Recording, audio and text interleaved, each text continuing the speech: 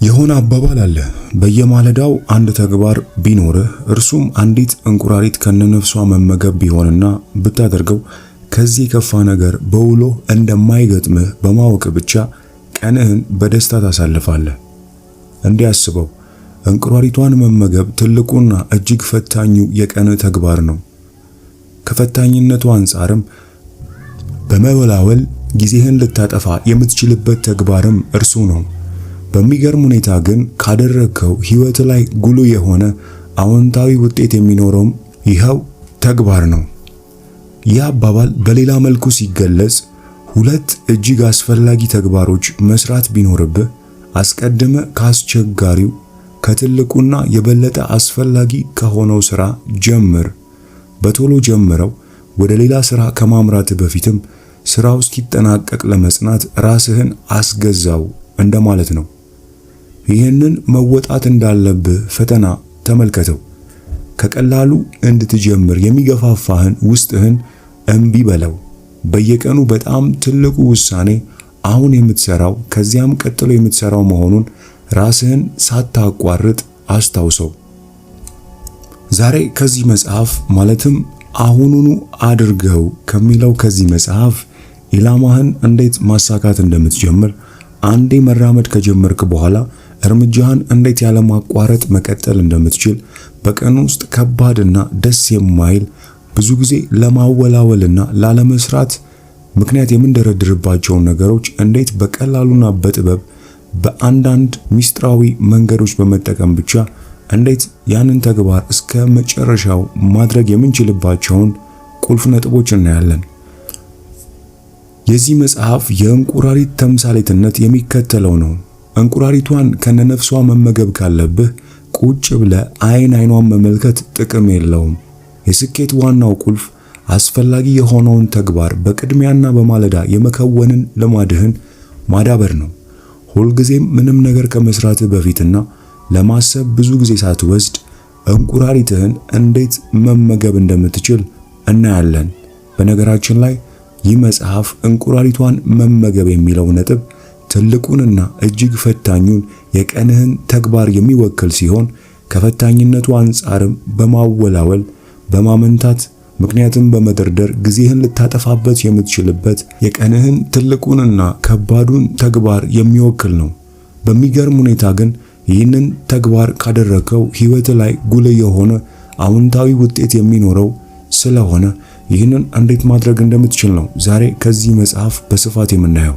ስለ ደራሲው የተወሰነ ለማለት ያህል የዚህ መጽሐፍ ደራሲ ብራያን ትሬሲ ሲሆን የካናዳና የአሜሪካ ጥምር ዜግነት ያለው የማህበረሰብ አንቂ፣ የአደባባይ ምሁርና የራስ አገዝ መጽሐፍ ደራሲ ነው።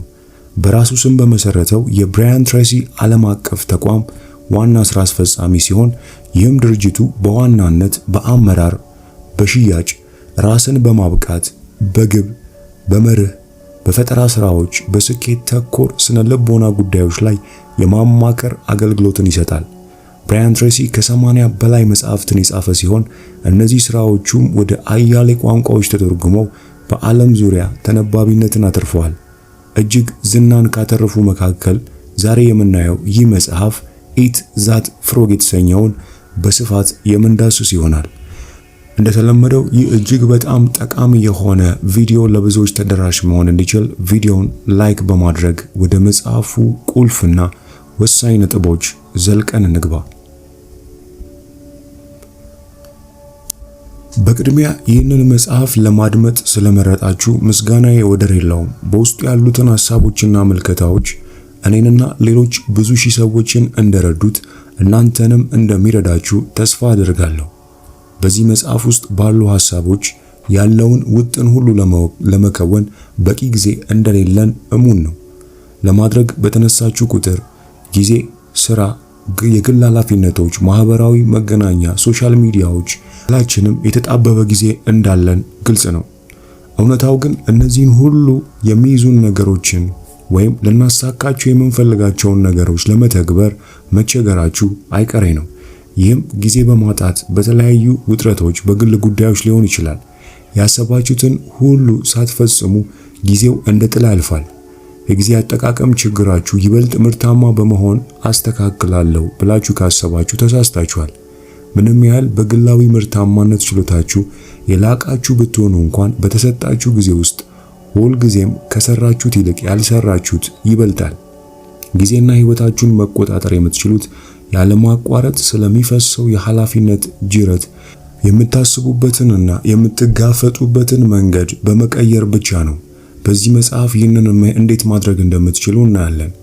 አንዳንድ ረብ የለሽ ተግባራትን በመተውና አብላጫውን ጊዜ ህይወታችሁ ላይ ለውጥ የሚፈጥሩ ክንውኖች ላይ ወይም ተግባሮች ላይ በማጥፋት ራሳችሁን መቀየር ትችላላችሁ።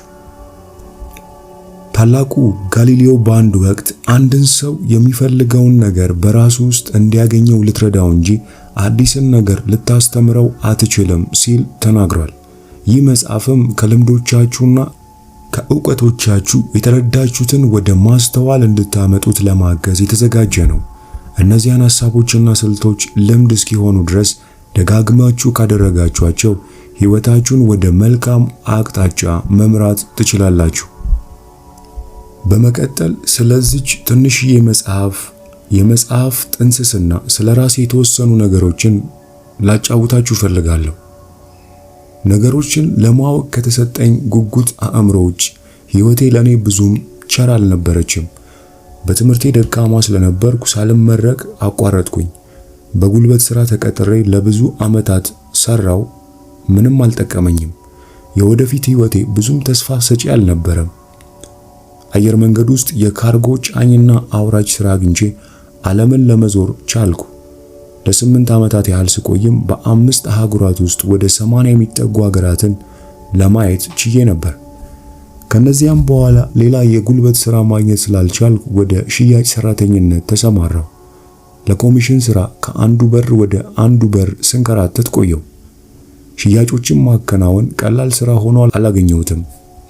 በዚህም ምክንያት በጣም ተቸገርኩ። በመጨረሻም ቆም ብዬ ራሴን ጠየቅኩ፣ ለምንድን ነው ሰዎች ከኔ የተሻለ እየተሳካላቸው ያለው? ቀጥሎም ህይወቴን የለወጠ አንድ ነገር አደረግኩ። ስኬታማ ሰዎችን ከኔ የተሻለ ገንዘብ እንዲያገኙና ይበልጥ ምርታማ እንዲሆኑ ያደረጋቸውን ሚስጥር መጠየቅ ጀመርኩ። እነርሱም አልሸሸጉኝም፣ ነገሩኝ። እንዳደርግ የመከሩኝንም ነገር ሳላመነታ ማድረግ ጀመርኩ። ሽያጬም ቀስ በቀስ እየተሻሻለ መጣ። በመጨረሻም የሽያጭ ስራ አስኪያጅ ለመሆን በቃሁኝ። ቀድሜ የተጠቀምኩበትን ስልት አሁንም እየተጠቀምኩበት ነው። ስኬታማ ስራ አስኪያጆችን የስኬታማነታቸውን ምንጭ ጠየቅኩ። ሲነግሩኝም ተጠቀምኩበት። ብዙም ጊዜ ሳይፈጅ ተመሳሳይ ስኬት ተቀናጀው። የመማርና የተማርኩትን በተግባር ላይ የማዋል ስልት ህይወቴን ለመቀየር ረድቶኛል። ይህም ምን ያህል ቀላልና ግልጽ እንደሆነ ሳስብ እደነቃለሁ። ስለዚህ የመጀመሪያው የዚህ መጽሐፍ መነሻ ከስኬታማ ሰዎች ልምድ ቅሰሙ የሚል ነው። በቀላሉ ስናስቀምጠው አንዳንድ ሰዎች ከሌሎች የተሻለ ስኬት የሚኖራቸው ነገሮችን በተሻለ መንገድ ስለሚሰሩና በአግባቡ መስራት ያለበትን በአግባቡ ስለሚሰሩ ብቻ ነው። ስኬታማ፣ ደስተኛና ባለጠጋ ሰዎች ከሌሎች ተራ ሰዎች በተሻለ ጊዜያቸውን ይጠቀማሉ። ስኬታማ ካልሆነ ቦታ እንደ መምጣቴ ጥልቅ የሆነ የዝቅተኝነትና ብቁ ያለመሆን ስሜት ተደጋግሞ ያጠቃኝ ነበር። ከኔ የተሻለ ስኬታማ የሆኑ ሰዎች በእርግጥም ከኔ የተሻሉ ሆነው የተፈጠሩ እንደሆኑ የማሰብ አእምሮአዊ ወጥመድ ውስጥ ወድቄም ነበር። ይህ ግን ፍጹም ልክ አልነበረም። እነዚህ ሰዎች ከኔ የተሻሉ ስለሆኑ ሳይሆን ነገሮችን በተለየ ሁኔታ ስለሚሰሩ መሆኑ የተገለጠልኝ ቆይቶ ነው። የሽያጭ ስራን በጀመርኩበት ዓመት ቀዳሚ የሽያጭ ሰራተኛ ለመሆን በቃው። በአንድ ዓመት ስራ አስኪያጅ ለመሆን ቻልኩ። በ3 ዓመት ውስጥ በ6 ሀገራት ውስጥ 95 ሰዎችን የሚያስተዳድር የሽያጭ ድርጅት ምክትል ፕሬዝዳንት ለመሆን ቻልኩ። እድሜ ግን ገና 25 ነበር በዚያን ወቅት። በዓመታት ውስጥ 22 ያህል የተለያዩ ስራዎችን ለመስራት ችያለሁ። በርካታ ድርጅቶችን ለመመስረትና ለማቋቋም በቅቻለሁ። ከታወቀ ዩኒቨርሲቲ በቢዝነስ ዲግሪን ሰርቻለሁ። ፈረንሳይኛ፣ ጀርመንኛ፣ የስፓኒሽ ቋንቋዎችን አቀላጥፌ መናገር እችላለሁ። ከ1000 በላይ ድርጅቶችን ለማሰልጠንና ለማማከር በቅቻለሁ። በአሁኑ ወቅት በየዓመቱ 250,000 በላይ ለሚሆኑ ሰዎች ሴሚናሮችን፣ ስልጠናዎችን በማዘጋጀትና ንግግር በማድረግ ላይ እገኛለሁ። ይህን ሁሉ መናገር ያስፈለገኝ ስለ ራሴ ለመናገር ብቻ ሳይሆን በዚህ ሁሉ የሥራ እንቅስቃሴ ውስጥ አንዲት ቀላል እውነት ለናንተ ለማስገንዘብ ነው። እርሱም ያለምንም የሐሳብ መከፋፈልና መወላወል በጣም አሳሳቢው ተግባር ላይ ማተኮር፣ በአግባቡ መስራትና መጨረስ ለስኬት ቁልፍ መሆኑ ነው። ይህ ቁልፍ ምልከታ የዚህ መጽሐፍ አንኳር መልእክት ነው። ይህ መጽሐፍ የተጻፈው በሥራ ሕይወታችሁ እንዴት ፈጥናችሁ መራመድ እንደምትችሉና የግል ሕይወታችሁን በተጓዳኝ እንዴት ማበልጸግ እንዳለባችሁ ለማሳየት ነው። እዚህ መጽሐፍ ያሉ ሐሳቦች በእርግጠኝነት ውጤታማ የግላዊ ስኬት መርሆች ሲሆኑ እናንተንም ስኬታማ ያደርጓችኋል። በዚህ መጽሐፍ ውስጥ ያሉትን መርሆች ቀጥለን በምናያቸው ጊዜ በሕይወታችሁ ላይ ማዋሃድ የምትችሉ ከሆነ እያንዳንዱ የሚሰሩና የተረጋገጡ ፈጣን ለውጥ የሚያመጡ ናቸው። አንድ ማወቅ ያለባችሁ ነገር የስኬት ቁልፉ ተግባር ወይም ደግሞ የምታውቁትን ነገር ወደ ተግባር መቀየርና የተግባር ሰው መሆን ነው። በዚህ መጽሐፍ ውስጥ ወይም እነዚህ መርሆች ፈጣንና የቀሪ ለውጥን ለማምጣት የሚያግዙ ናቸው። እናንተም በፍጥነት በተማራችኋቸውና በሕይወትና በሥራችሁ ላይ በተገበረቻቸው ቁጥር በይበልጥ ስኬታማ ትሆናላችሁ። ቶሎ ባደረጋችሁት ቁጥር ማሳካት ለምትችሉት ነገር ገደብ አይኖረውም። በዚህም አትጠራጠሩ። ያለንበት ዘመን ለመኖር እጅግ ምቹ ጊዜው ነው። ከመቼውም ጊዜ በላይ ግብ ላይ ለመድረስ የሚያስችሉ አማራጮችና መደላድሎች አሉ። የሰው ልጅ በታሪኩ አይቶት በማያውቀው መልኩ በአማራጮች የተጣበበ ጊዜ ነው ያለው። ልትሰራቸው የምትችላቸው እጅግ በርካታ አማራጮች በመኖራቸው ምክንያት ከነዚህ አማራጮች የተሻለውን መምረጥ የህይወት ዘመን ስኬትን ሁሉ የሚወስን ይሆናል። በዘመናችን እንዳሉት አብዛኞቹ ሰዎች ከሆንክ እጅግ ብዙ ልትሰራቸው በሚገቡ ነገሮችና በጣም በትንሽ ጊዜ ውስጥ ተወጥረ ትገኛለህ ማለት ነው። ያለብህን የሥራ ብዛት ለማቃለል ደፋ ቀና ስትል ደግሞ ተጨማሪና አዳዲስ ኃላፊነቶች እንደ ባህር ሞገድ በላይ መደራረባቸውን ይቀጥላሉ። በእነዚህም ምክንያት ማከናወን ያለብህን ሁሉ ለማከናወን ትቸገራለህ። ሁልጊዜም ከአንዳንድ ከኃላፊነቶችህ ወደ ኋላ ትቀራለህ። ምናልባትም ከአብዛኞቹ የሚጠቅሙን ተግባራት ለይቶ የማወቅ አስፈላጊነት ሊኖር ይገባል። አስፈላጊ የሆነውንና ፋታ የማይሰጠውን ስራህን በቅድሚያ ለይቶ ማወቅና ማስቀደም፣ እርሱንም በፍጥነት በጥራት የማከናወን ብቃት ከሌላ ከማንኛውም ካዳበርከው የህይወት ክህሎት በላይ ስኬት ላይ ጉልህ ሚና ይጫወታል። ስራውን በቅደም ተከተል በማስቀመጥ አሳሳቢ ጉዳዮችን በፍጥነት መከወን የሚችል አንድ ተራ ሰው እጅግ ብሩህ ከሆነ ነገር ግን ሁሌም ጊዜውን እቅዶቹን በማውጣትና ብዙ በማውራት ከሚያጠፋ ሰው እጅግ በብዙ እጥፍ የተሻለ ስኬታማ መሆን ይችላል። የዚህ መጽሐፍ ተምሳሌተ እንቁራሪት የሚለውን ሐሳብ በቀጠል እንመልከት። የሆነ አባባል አለ። በየማለዳው አንድ ተግባር ቢኖርህ እርሱም አንዲትን እንቁራሪት ከነነፍሷ መመገብ ቢሆንና ብታደርገው ከዚህ የሚከፋ ነገር በውሎህ እንደማይገጥምህ ማወቅ ብቻ ቀንህን በደስታ እንድታሳልፍ ያደርግሃል። እንዲያስበው እንቁራሪቷን መመገብ ትልቁና እጅግ ፈታኙ የቀን ተግባር ነው። ከፈታኝነቱ አንጻርም በማወላወል ጊዜህን ልታጠፋ የምትችልበት ተግባር እርሱ ነው። በሚገርም ሁኔታ ግን ካደረግከው ሕይወት ላይ ጉልህ የሆነ አዎንታዊ ውጤት የሚኖረውም ይህ ተግባር ነው። የመጀመሪያው የእንቁራሪት ተምሳሌት ቀጣዩ ነው። 2 እንቁራሪቶች መመገብ ካለብህ እጅግ አስቀያሚውን አስቀድመህ ተመገብ። በነገራችን ላይ ይህ ተምሳሌት የመጽሐፉን አጠቃላይ ሐሳብ የሚገልጽ ሲሆን ይህም ኢት ዛት ፍሮግ ከሚለው የእንግሊዘኛ የንግግር ዘይቤ የተቀዳ በመሆኑ እንጂ በቀጥተኛ ተምሳሌት የሚወሰድ አይደለም። ይህ አባባል በሌላ መልኩ ሲገለጽ 2 እጅግ አስፈላጊ ተግባሮች መስራት ቢኖርብህ አስቀድመ ካስቸጋሪው ከትልቁና የበለጠ አስፈላጊ ከሆነው ስራ ጀምር። በቶሎ ጀምረው ወደ ሌላ ስራ ከማምራት በፊትም ስራው እስኪጠናቀቅ ለመጽናት ራስህን አስገዛው እንደማለት ነው። ይህንን መወጣት እንዳለብህ ፈተና ተመልከተው። ከቀላሉ እንድትጀምር የሚገፋፋህን ውስጥህን እምቢ በለው። በየቀኑ በጣም ትልቁ ውሳኔ አሁን የምትሰራው ከዚያም ቀጥሎ የምትሰራው መሆኑን ራስህን ሳታቋርጥ አስታውሰው። ሁለተኛው የእንቁራሪት ተምሳሌት የሚከተለው ነው። እንቁራሪቷን ከነነፍሷ መመገብ ካለብህ ቁጭ ብለህ አይኗን መመልከት ጥቅም የለውም። ምን እያልኩ ነው? የስኬት ዋናው ቁልፍ አስፈላጊ የሆነው ተግባርህን በቅድሚያ በማለዳ የመከወን ልማድህን ማዳበር ነው። ሁልጊዜም ምንም ነገር ከመስራት በፊትና ለማሰብ ብዙ ጊዜ ሳትወስድ እንቁራሪትህን ተመገብ። ስለዚህ አሁኑኑ አድርገው። በስራቸው ከፍተኛ ተከፋይ የሆኑና በፍጥነት እድገት የሚያገኙ ሰዎች ላይ የተደረጉ ጥናቶች እንደሚያመለክቱት የተግባር አትኩሮት ወይም ነገሮችን ወዲያው ማድረግ በሚሰሩት ስራቸው ላይ በጉልህ የሚታይና የማይቀያየር ባህሪያቸው መሆኑ ተረጋግጧል።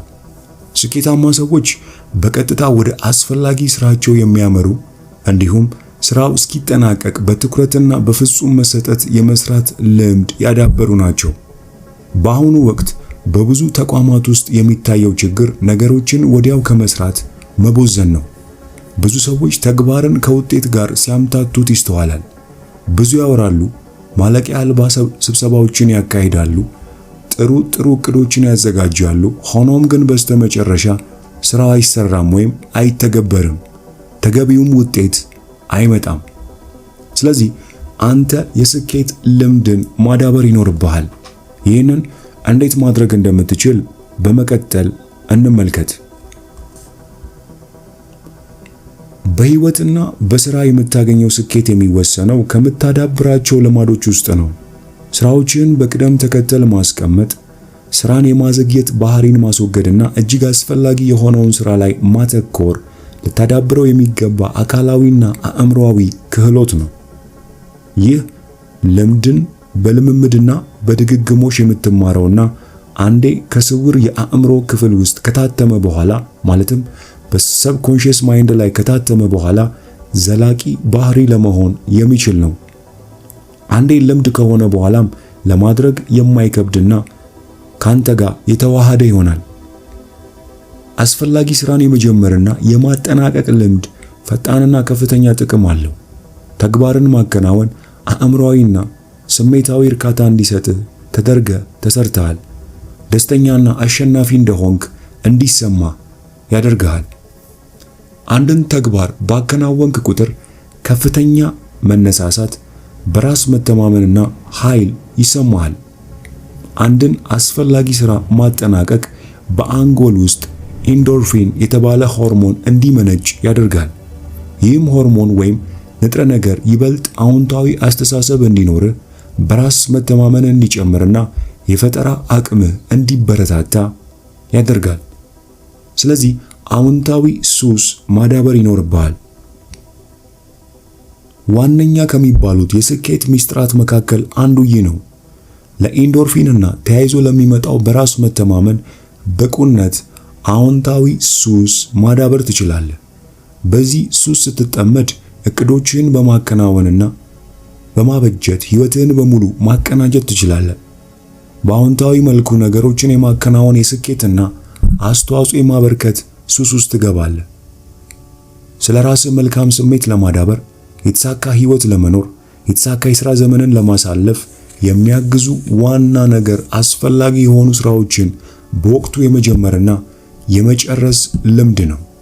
አንድ ጊዜ ይህን ልምድ ካደረግከው ስራዎችን ከመጨረስ ይልቅ አለመጨረስ ይበልጥ ከባድ ሆኖ ታገኘዋለህ። ማንኛውንም ችሎታ ለማዳበር ልምምድ ወሳኝ ነገር ነው። አእምሮ ልክ እንደ ጡንቻ ነው። ስትጠቀምበት እየጠነከረ ይመጣል። በልምምድ ማንኛውንም የምትፈልገውን ባህሪ ወይም ልምድ ማዳበር ትችላለህ። ስለዚህ ይህንን ጀምሮ የመጨረስን ልማድ እንዴት ማዳበር እንደምትችል ሶስቱ ልምድን የማዳበር ዘዴዎችን በመቀጠል የምናይ ይሆናል። ትኩረት የማድረግ ልምድ ለማዳበር ሶስት ልትማራቸው የምትችላቸው ባህሪያት አሉ። እነርሱም ውሳኔ መሰጠት ወይም ጽናትና ስነ ምግባር ናቸው። በመጀመሪያ አንድን ተግባር የመጀመርና በብቃት የመፈጸም ልምድን ለማዳበር ወስን።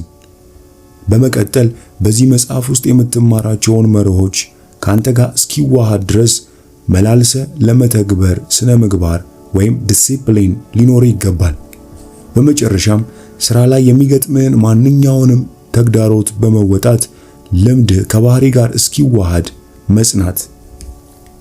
ሶስቱ ልምድን የማዳበር ዘዴዎች ውሳኔ፣ ዲሲፕሊን፣ ጽናት። መሆን የምትፈልገውን እንደሆንክ አስብ። ይህ የምትፈልገውን ስኬታማና ምርታማ ሰው የመሆን ጉዞህን ለማፍጠን የሚጠቅም ልዩ መንገድ ነው። ይህም ተግባር ተኮር፣ ተራማጅና ትኩረት የሚያደርግ ሰው የመሆንን ጥቅምና ሽልማቶች አዘውትሮ ማሰብን ያካትታል።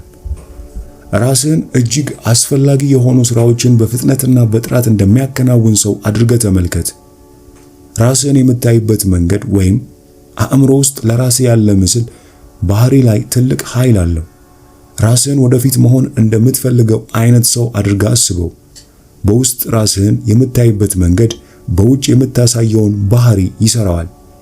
ሁሉም አይነት ውጫዊ መሻሻል ከውስጣዊ መሻሻል ይመነጫል። ማንኛውም ክህሎት፣ ልምድም ሆነ ችሎታ ለማዳበር አንተ ከምታስበው በላይ አቅም አለ። በተግባራዊ ልምምድና በድግግሞሽ ራስህን በማሰልጠን ስራን የማዘግየት ባህሪንም በማስወገድና አስፈላጊ ስራዎችን በቶሎ በመስራት ወደ ፈጣን የህይወት ጎዳና ለመግባት የሚያስችልህን የችሎታን ነዳጅ መስጫ አሁኑኑ እርገጥ። የዛሬ የመጽሐፍ ቅምሻችንን ይመስል ነበር። ከዚህ መጽሐፍ እንደ መግቢያ ያየነው የመጀመሪያው ክፍል ይህ ሲሆን መጽሐፉን ሙሉውን በአማርኛ የምትፈልጉ ብቻ ከታች ባለው የቴሌግራም ሊንክ አድራሻ እንደተለመደው እንድትጽፉልን፣ እንዲሁም ደግሞ ይህ እጅግ ጠቃሚ የሆነ ቪዲዮ ለብዙ ወዳጅ ዘመዶቻችን እንዲደርስ ቪዲዮውን ላይክ በማድረግ እንዲሁም ሼር በማድረግ ይህንን አስደናቂ የእውቀት ቤተሰብ ደግሞ ሰብስክራይብ በማድረግ እንድትቀላቀሉ እንጋብዛችኋለሁ። በመቀጠል እንዲህ አይነት ህይወት ለዋጭ መጽሐፎችን ዘውትር ወደ እናንተ የምናደርስ ይሆናል። እስከዛው ግን ቸርን ሰንብት።